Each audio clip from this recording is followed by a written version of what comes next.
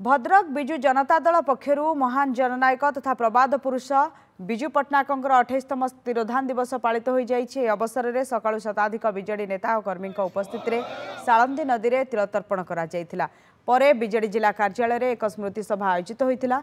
पूर्वतन मंत्री प्रफुल्ल सामल, पूर्वतन सांसद मंजुलता मंडल, पूर्वतन विधायक मुक्तिकांत मंडल समेत बहु नेता और कर्मी योगदान कर विजुबाबू स्मृतिचारण करते।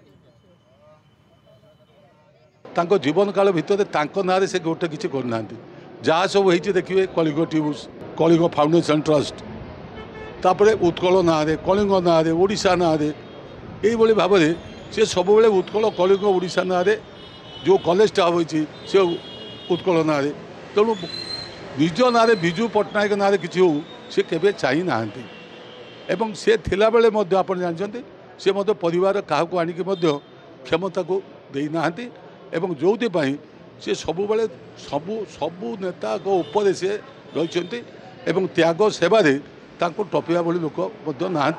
आज विजुबा प्रयास महिला मानक आज आगू जाइए। आज आम जो दाबी रखी केन्द्र में विजु जनता दल सांसद भाव दाबी रखते जे विजुबाबू को भारत रत्न दि जाए। बड़ दुखर कथा आज पर्यंत केंद्र सरकार देले ना।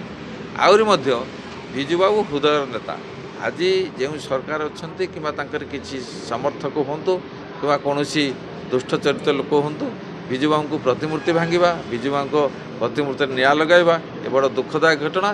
किंतु जेते निआ लगाओ जेते प्रतिमूर्ति भांग विजुबाबू होउचंती ओडिशार हृदय नेता।